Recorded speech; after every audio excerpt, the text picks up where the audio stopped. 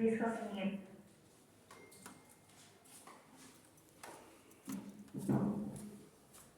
Buenas tardes, muchas gracias. Ahora a continuación voy a presentarles un ensayo sobre la corrupción desde una perspectiva psicoanalítica. Voy a hablar brevemente sobre la corrupción. Como ya sabemos, en realidad es un fenómeno generalizado que podemos encontrar en nuestra sociedad y en la gran mayoría de sociedades latinoamericanas. Quizás una excepción honrosa podría ser la sociedad uruguaya, que creo que es un buen representante dentro de nuestra comunidad, pero creo que es la única que se salva, ¿no? La corrupción genera daños en la estructura económica, política, social y ética de la sociedad.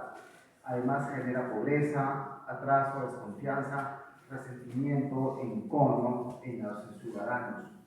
Saúl Peña, en el 2013, la define de la siguiente forma: es la acción de dañar, enfermar y pervertir manipulativa y utilitariamente a alguien con propósitos dañinos, trastocando su identidad, propiciando consciente o inconscientemente su complicidad y contaminando a la totalidad de la cultura. Y agrega que todos, lamentablemente, todos somos susceptibles a caer en conductas corruptas, ya sea en forma pasiva, es decir, aceptando la corrupción que otro nos propone, o en forma activa, es decir, nosotros siendo corrompiendo a otros. Existen dos modalidades de ejercer la conducta corrupta.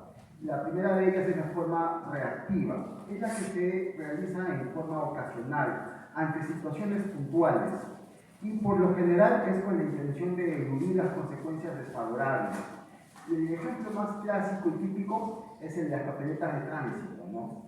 Puede ser una persona que, aunque tenga un comportamiento usualmente ético, en este caso puntual podría proponerle al policía de repente algún arreglo por debajo de la mesa, ¿no?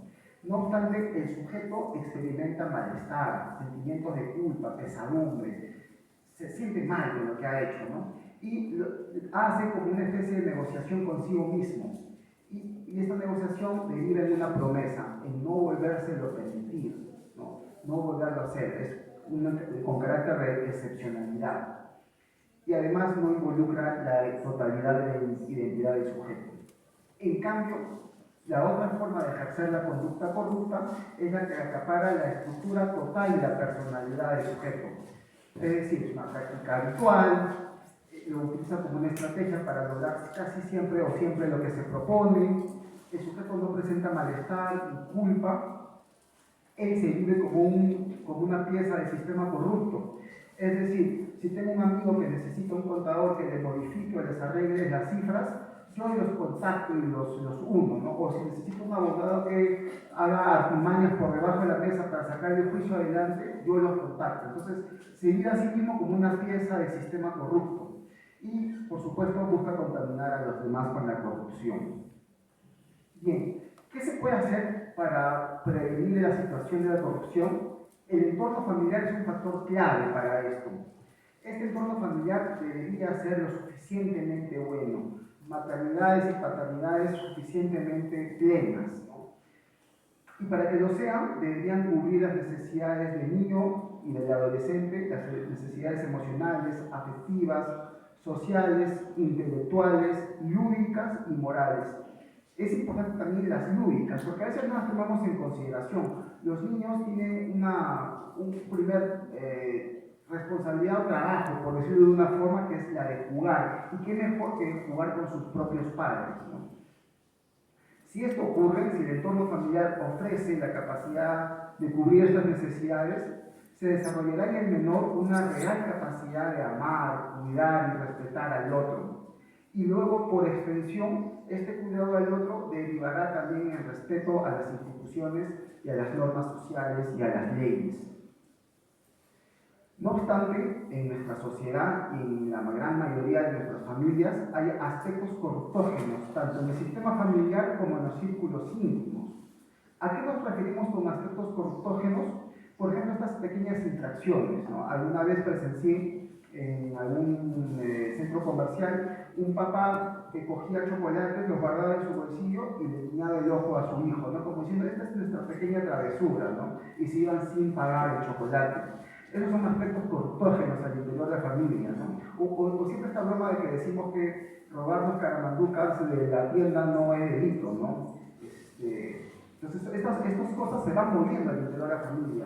Las infracciones, las mentiras, la deshonestidad, los abusos, estos secretos que algunos familiares saben y otros no, también son aspectos cortógenos, ¿no? Los castigos y el sadismo. Hace poco en el consultorio un joven me comentaba de que había desaprobado un curso en la universidad y que como castigo sus padres por Semana Santa se marcharon de la ciudad por 4 días y no le dejaron ni dinero ni comida como castigo por no haber aprobado el curso. Y esto es algo que se ve en el consultorio, ¿no? Entonces, por ejemplo, este chico tuvo que llamar a sus abuelos para que le puedan yapear dinero. Pero imagínense este nivel de sadismo. No hay proporción entre la falta, que es desaprobar un curso en la universidad, y el castigo que está recibiendo, ¿no? No tener cómo alimentarse es sádico. Entonces, todo este sadismo y estas agresiones, el infante y el niño las va introyectando y las va volviendo parte de su ser, de su identidad. Entonces, ahora, dependiendo de los recursos emocionales que el niño tenga, podría construir su identidad en contraidentificación a estos valores cortógenos familiares. Es decir, construirse a sí mismo en contraposición, a diferencia del entorno familiar. Si tiene una madre deshonesta, él ser honesto. Si tiene un padre abusador, él ser un niño o un chico pacífico, ¿no? Podrían haber aspectos de identificación, no obstante, lo que normalmente prima son los aspectos identificatorios, es decir, el niño introyecta los valores y los comienza a practicar. Y aquí quiero presentarles un concepto que me parece clave, un primer concepto clave de la perspectiva psicoanalítica, que es la identificación con el agresor. ¿Sí? Sándor Ferenczi, que es un psicoanalista húngaro, y Anna Freud, que es la hija de Sigmund, plantean este mecanismo defensivo inconsciente. Anna Freud lo define de la siguiente forma: el sujeto amenazado se convierte en amenazante, introyectando la agresividad y la potencia del agresor. Es decir, por un tema de autodefensa y de autoprotección, el infante abandona la posición de vulnerabilidad y del que sufre vejaciones y progresivamente irá ocupando el lugar del abusador y del que infunde temor, ¿no? Esto siempre es con la finalidad de autoprotegerse, es un mecanismo inconsciente en el sujeto. Ahora, esto que ocurre en la relación entre el infante y sus padres es importante extrapolarlo a la relación del sujeto con la sociedad. La sociedad de alguna forma representa un padre simbólico y es un padre que tiene diferentes rostros dependiendo de cada ciudadano. Para algunos, por ejemplo, es un padre amoroso, es un padre generoso, es un padre que provee y que ofrece oportunidades de desarrollo, de progreso, pero no para todos, ¿no? Para otros ciudadanos, para otros hijos de este padre simbólico, la sociedad muestra su rostro más agresivo, ¿no? ¿Y qué rostro es este? Es el que no contempla la dignidad ni los derechos fundamentales del individuo, ¿no? Entonces esta persona no recibe justicia, no recibe una buena educación, no recibe salud, no recibe condiciones mínimas necesarias para poder vivir dignamente. Entonces recibe toda la agresión de la sociedad. Entonces, ¿qué ocurre? Que la violencia que este ciudadano va asimilando e introyectando este padre simbólico no solo se va a asentar en la personalidad del sujeto como dolor y decepción, sino que principalmente lo que va a ocurrir es que la violencia que padeció en forma pasiva ahora se va a identificar con ella y la va a ejercer en forma activa sobre otros, sobre los vulnerables y los débiles. Introyecta rasgos, actitudes y comportamientos de esta padre sociedad con rostro malévolo, ¿no? Una vez que los introyecta, esto forma parte de su identidad y influirá en su ser y en su forma de comportarse en el mundo. Como ya les dije, finalmente lo que ocurre con esta identificación es que abandona la posición de vulnerabilidad y fragilidad, ¿no? Y ahora introyecta la agresión y la ejerce en forma de corrupción. Y a partir de ahí se siente en control de la situación, se siente poderoso, porque ya no únicamente va a tener las herramientas disponibles, legales o éticas, sino sobre todo va a disponer las otras herramientas, ¿no? Las artimañas, las mentiras, las negociaciones por debajo de la mesa, todo ya le es posible y tiene acceso a todo sin remordimientos ni culpas.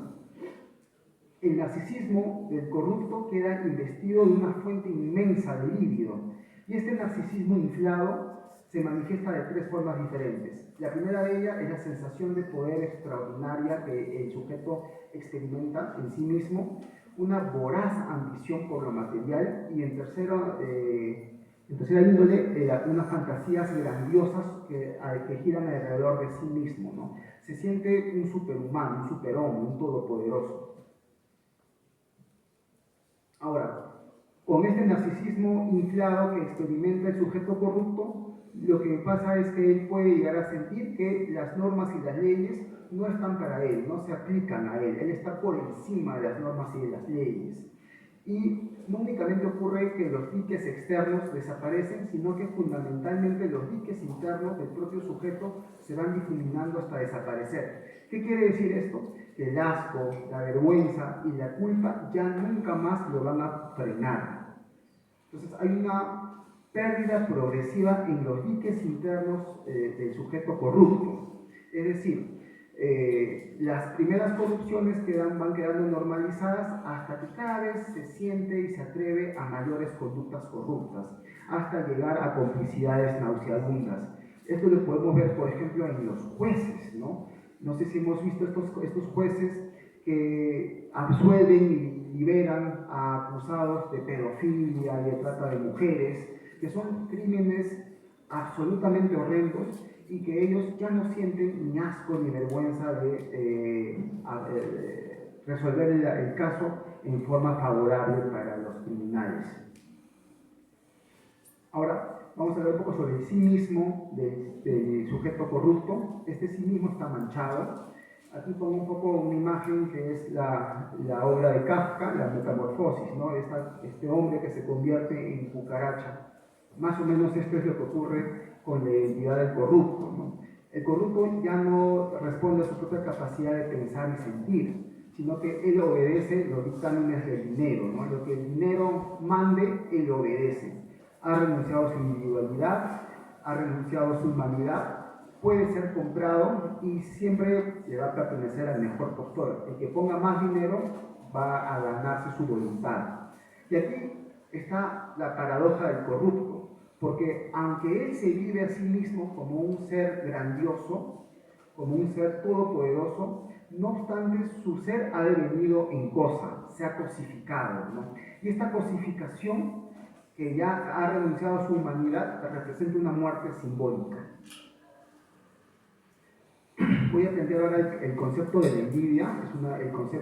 Este concepto lo plantea Melanie Klein, que es una psicoanalista también, y que habla sobre que la envidia es el deseo de destruir lo bueno que existe en el otro. Entonces, para el corrupto, el otro representa lo que perdió, su humanidad. Esta pérdida representa una herida honda en su narcisismo. Él no la tolera, ¿no? Y detesta sentir que otros tienen lo que él ya no tiene, lo que él se despojó. Lo bueno y lo moral en el otro le genera envidia, y él va a desear atacarlo, mancharlo y destruirlo. Por ende, va a necesitar cosificar también al otro para ya no envidiarlo. ¿Y cómo es su forma de cosificarlo? Lo seduce con el dinero, ¿no? Le propone cargos, posiciones y dinero que finalmente va a generar que la otra persona esté tentada a también vender su conciencia. Esta muerte simbólica que ha recaído sobre el ser corrupto actúa como a modo de agujero negro que va a ir absorbiendo todo aquel que lo rodee. Por eso es que el corrupto intenta corromper a todas las personas que se encuentran en su perímetro social, ¿no? Volviéndolos cómplices y anulando su capacidad de pensar y de sentir. Lo que finalmente quiere el corrupto es esparcir la pandemia de la corrupción. Hay unos mecanismos defensivos planteados también por Sigmund Freud y posteriormente estudiados por su hija Ana, que son la escisión, la idealización y la denigración.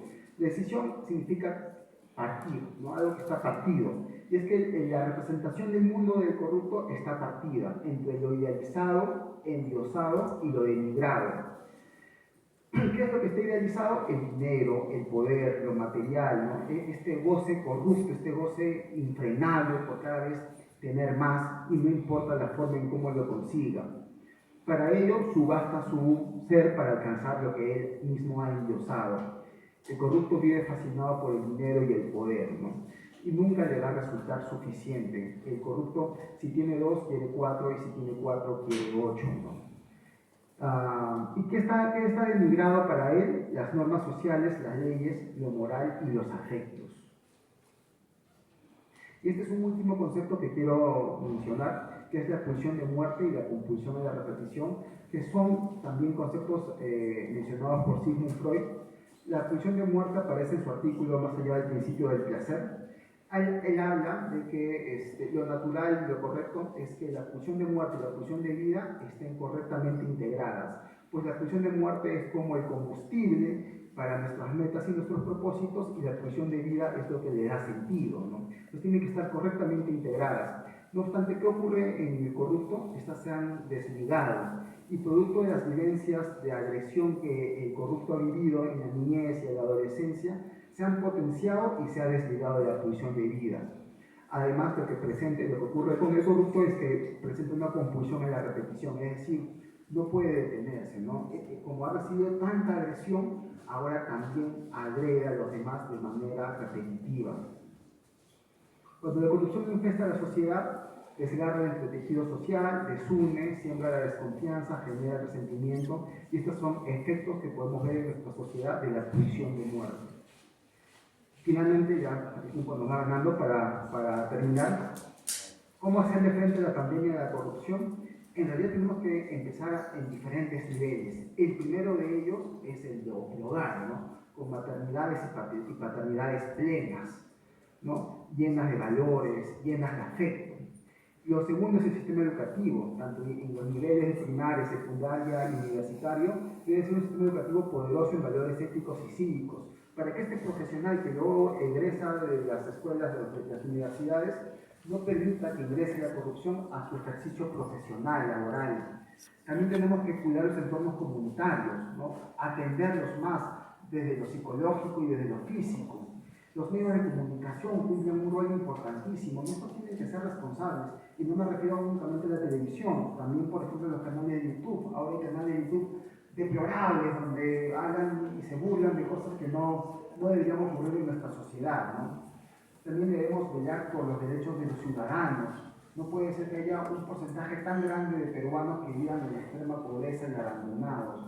Y finalmente, aunque indirectamente la corrupción tiene que ver con lo económico también, es importante una lucha frontal contra el desempleo y el subempleo. Muchas gracias.